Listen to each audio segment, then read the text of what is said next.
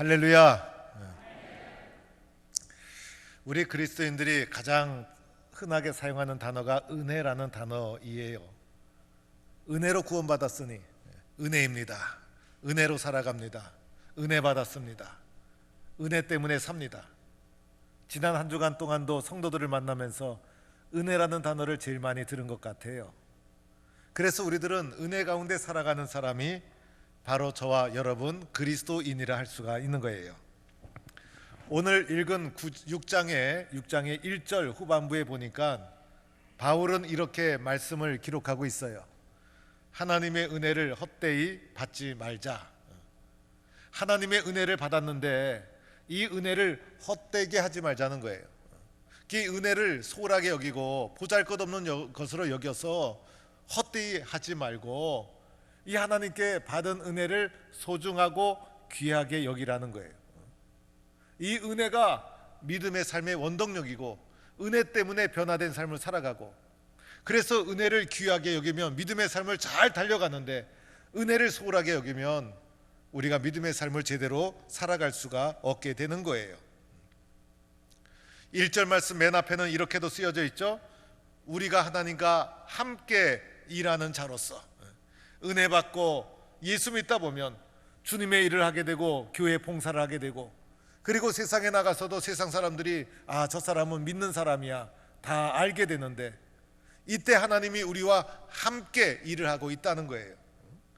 우리는 하나님께 함께 일하는 자라는 사실을 잊지 말아야 돼요. 하나님이 나와 함께 하고 있다.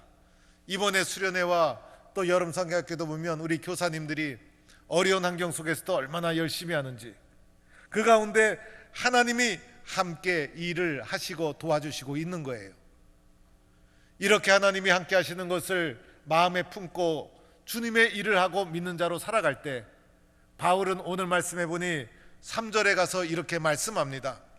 이 직분이 비방을 받지 않게 하려고 힘썼다는 거예요. 내가 잘못하게 되면 비방을 받게 되는데, 내가 뭔가 잘못하게 되면 이 직분이 비방을 받게 되는데, 동북교회 장로, 집사, 권사로 봉사를 하고 섬기다가 잘못하게 되면 비방을 받게 되고, 비방의 결과 하나님의 영광이 가리워지는데 비방을 받지 않게 하려고 힘쓰고 애썼다는 거예요. 목사도 목사의 직을 수행하면서 제일 어려운 것이 비방을 받지 않도록 신중하게 조심하게 나의 영성 관리를 잘 해나가고 성품 관리를 잘 해나가는 것이 참 중요해요. 그래서 직분을 받은 자가 비방을 받으면 그 사람에게 비방받는 것이 아니라 더 나아가 하나님의 영광을 가리게 되기 때문인 거예요. 오늘 말씀 계속된 말씀에도 3절에 보니 아무에게도 무엇이든지 아무에게도 거리끼지 않게 하려고, 다른 사람에게 거리낌이 된다든지 걸림돌이 된다든지 부담이 된다든지 민폐를 끼친다든지 이런 일을 하지 않으려고 신중하고 조심했다는 거예요. 왜 그랬을까? 은혜를 받은 자이기 때문에, 하나님의 영광을 가릴 수 있기 때문에. 우리들이 행하는 모든 삶에는 믿음의 행위고 믿음의 삶이고 하나님이 함께하는 것인데, 내가 조심하지 않으면 하나님께 영광이 가리워지기 때문인 것이죠.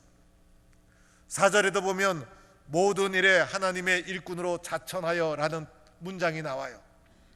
자천이라는 것은 스스로 추천한다. 그래서 하나님의 일을 누가 할까? 내가 하겠습니다. 부끄러움이 없이 나 스스로를 추천할 수 있을 정도로 겸손하게 신중하게 조심하게 절제하면서 열심을 다하는 봉사자의 삶을 살아갔다는 것이 바울의 자세예요. 예수 믿고 직분을 가지고 주님의 믿음의 삶을 살아가는 우리 모두가 가져야 될 마음의 기본적인 자세라 할 수가 있는 것이에요. 그래서 우리들은 은혜로 구원을 받았는데 이 은혜를 소중하게 여기고 귀하게 여기고, 그래서 나 때문에 하나님의 영광을 가리거나 하나님께 욕되는 일이 없도록 신중하고 조심하고, 그래서 나 스스로도 하나님의 일에 자신 있게 나 자신을 추천할 정도로 신중한 열심과 남을 배려하는 마음이 있는 그런 봉사자의 자세가 우리가 가져야 될 믿음의 자세라는 것이에요. 이런 믿음의 자세를 가지고 주의 일을 힘쓰게 될 때, 이런 자세를 가지고 믿음의 길을 걸어갈 때 그 믿음의 길이 꽃길이 되고 행복한 길이 되고 축복의 길이 되어야 되는데, 이런 마음을 가지고 믿음의 길을 걸어갈 때 환난이 닥치고 시련이 닥치더라는 거예요. 이렇게 좋은 마음을 가지고 봉사하고 섬기고 힘썼음에도 불구하고 바울이 겪었던 고난의 현장에 대해서 4절과 5절에 우리에게 말해주고 있어요. 그래서 4절 5절에 보니 바울이 겪었던 고난의 현장을 보니까 환난이 있었어요. 이렇게 좋은 마음을 가지고 은혜 받은 자로서 열심과 조심스러운 마음으로 최선을 다했는데도 불구하고 박해가 있고 환난이 오고, 또 하나는 궁핍이 찾아오더라는 거예요. 또 하나는 고난이 닥치더라는 거예요. 이 세 가지 단어는 복수로 쓰여져 있어서 한 번으로 그친 것이 아니라 여러 번 계속해서 반복적으로 환난과 궁핍과 고난이 밀려오게 되더라는 거예요. 예수 믿는데 우리에게 복이 주어져도 예수 믿기 쉽지 않은데, 이렇게 환난과 궁핍과 고난이 밀려오면 어떻게 믿음의 길을 잘 달려갈 수 있을까? 5절에도 보니까요, 이렇게도 말씀하고 있어요. 매맞음이 있었다는 거예요. 바울이 이렇게 주님의 믿음의 길을 걸어갈 때 매를 맞았어요. 40에 하나 가마매를 맞았고, 심지어는 채찍에 맞았고, 매 맞고 힘들고, 그래서 매 맞는 일이 그에게 있었던 거예요. 그래서 매 맞다 보면 어떻게 됩니까? 믿음의 길을 제대로 걸어갈 수 있겠습니까? 그래서 사도 바울이 매 맞으면서 믿음의 길을 걸어가고 자신의 믿음을 지켰던 거예요. 그리고 갇힘도 있었죠. 복음을 전하다가 빌립보 감옥에 갇히고, 착고가 채워지고 수갑에 채워지고 깊고 어두운 감옥에 깊이 갇히는 그런 고난과 시련이 그에게 있었던 거예요. 난동도 겪었대요. 난동은 폭동이에요. 바울의 복음을 전하는데 폭동이 일어났어요. 사람들이 폭동이 일어나면 어떻게 됩니까? 바울을 비난하고 공격하고 욕하고, 심지어는 돌을 던지고, 이런 고난을 하나님의 영광을 가리울까 봐 은혜를 헛되이 하지 않기 위해서 겸손하게 신실하게 진실하게 조심하며 믿음의 길을 걸어감에도 불구하고 이런 어려움이 그한테 밀려오게 되었다는 거예요. 수고로움도 있었어요. 노동도 했죠. 자지 못함 뜬 눈으로 밤을 새웠어요. 먹지 못함 나그네와 같이 줄이고 목마르고 굶기가 일쑤였던 고난의 삶이 바울의 삶에 있었다는 거예요. 하나님의 영광을 가릴까 봐 겸손하게 남을 배려하면서 은혜가 헛되지 않도록 믿음의 길을 걸어갔음에도 불구하고 이런 일이 벌어지고 있더라는 거예요. 교회 봉사하다가 주의 일을 하다가 복이 아니라 환난이 닥치고 채찍을 맞고 감옥에 갇히고 믿음을 지킬 수 있을까? 이런 일이 우리 가운데 닥친다면 대부분 사람들은 낙심하고 절망하고 포기하고, 그죠? 이것이 사람의 모습일 거예요. 그런데 바울이 실제로 이런 어려움을 겪었을 때 이런 어려움 앞에서 바울이 가졌던 태도가 있었어요. 그 태도의 모습이 오늘 6절과 7절에 나와요. 바울이 어떤 자세, 어떤 태도를 가졌는가? 우리가 주님의 길을 걸어가다가 은혜를 헛되이 하지 않게 해서 믿음의 길을 담대히 걸어가다가 고난을 겪고 환난을 겪었을 때 내가 가져야 될 마음의 자세, 태도. 그래서 오늘 이 6장의 말씀은요, 바울이 가지고 있는 직분에 대한 자세, 직분론이라고 할 수가 있어요. 그래서 4절, 6절, 7절에 보니까 먼저는 깨끗했어요. 아무리 어려움이 닥쳐도 깨끗했다. 이것은 순전했다는 거예요. 순수한 마음으로 하나님만 바라보고 믿음의 길을 걸어가면서 이겨나갔어요. 하나님에 대하여 가진 순수한 믿음이 세상의 어려움을 이길 수 있는 엄청난 능력이 되는 거예요. 세상에서 이런 말 저런 말 들어도 귀 기울이지 않았어요. 믿음의 순수함을 가지고 자신을 지켰어요. 또 말씀을 보니 지식이 있었다. 지식은 예수 그리스도의 복음에 대한 이해를 가리키는 거예요. 말씀에 집중하고 그리고 믿음의 내용을 좀 더 잘 이해하고 그래서 올바른 믿음의 지식을 가지고 흔들리지 않고 이겨나갔던 거예요. 또 말씀해 보니 오래 참았다. 오래 참았어요. 인내하고 양은 냄비처럼 들끓지 않고 시간을 두고 기다리고 절제하고 기다리고 인내하고 이것이 우리가 세상의 환난 앞에 가져야 될 자세라는 거예요. 하나님이 도와주실 줄 믿고 인내하는 거예요. 또 말씀해 보니 자비함, 다른 사람에게 너그럽게 대했다는 거예요. 다른 사람에게 신실했어요. 고난을 받으면 마음이 좁아지고 예민해져요. 그러나 이것을 넘어서서 하나님이 나와 함께 하신다 믿고 자비함으로 다른 사람을 대했다는 거예요. 성령의 감화, 성령님을 의지했다는 거예요. 하나님, 나는 힘이 없어요. 성령님 도와주세요. 성령님께서 도와주실 줄로 믿습니다 라고 하면서 맡겨진 사명을 감당해 나갔다는 거예요.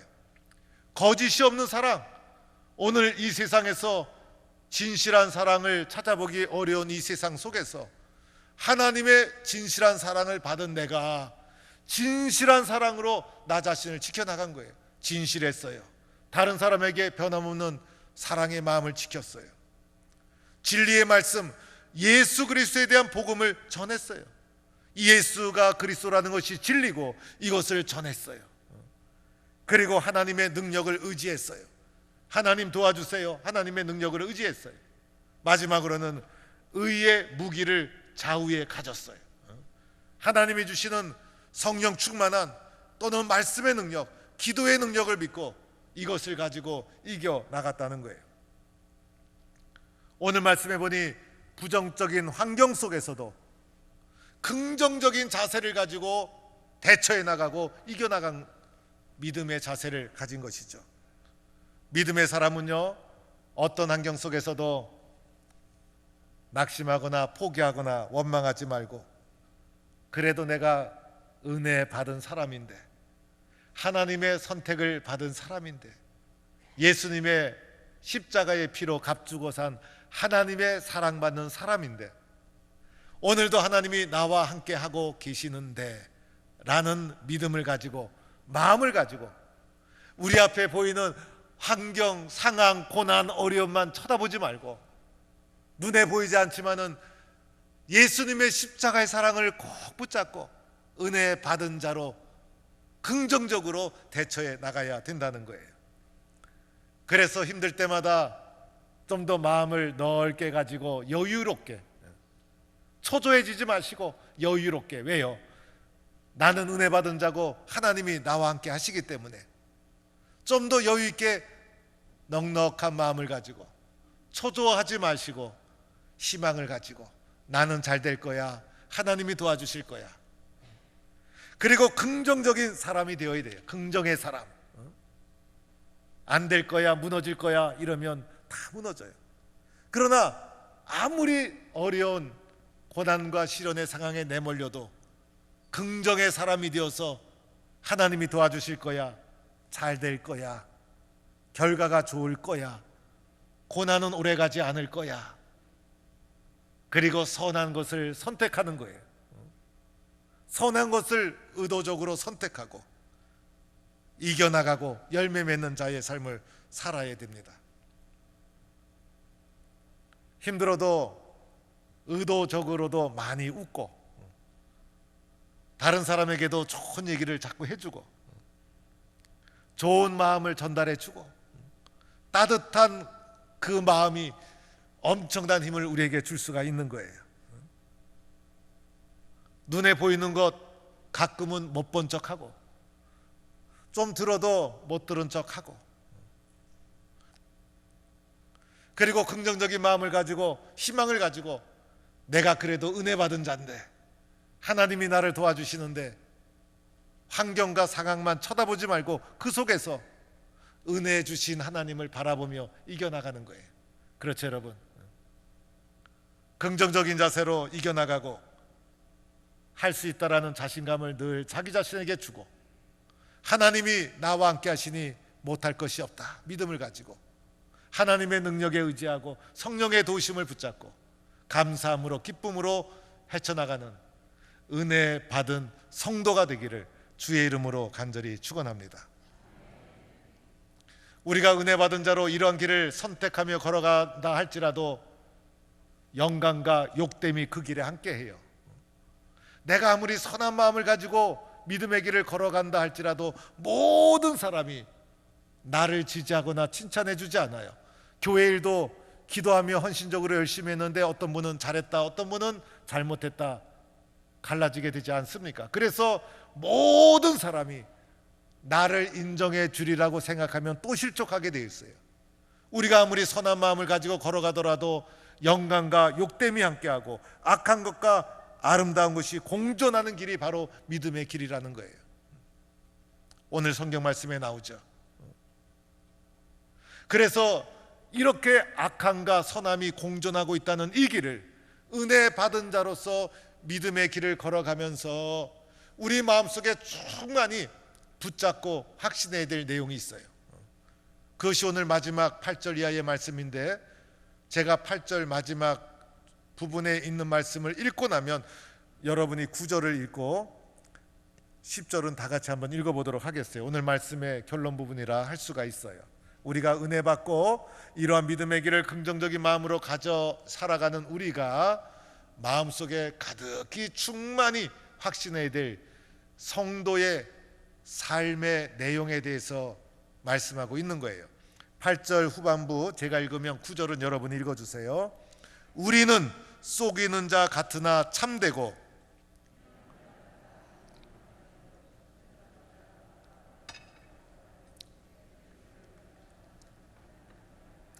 (10절) 다 같이 근심하는 자 같으나 항상 기뻐하고 가난한 자 같으나 부요하게 하고 아무것도 없는 모든 것을 가진 자로다. 할렐루야. 먼저 이렇게 나오죠. 속이는 자 같다. 바울을 이렇게 비방했어요. 환란이 오고 시련이 왔을 때 긍정적인 마음을 가지고 이겨나갔던 바울이 받았던 공격이 비방, 속이는 자라는 비방이었어. 바울이 전하는 것은 사람을 현혹시키고 사람을 속이는 거다. 세상의 눈으로 보고 세상에 믿음 없는 사람이 봤을 때 그렇게 비방할 수 있어요.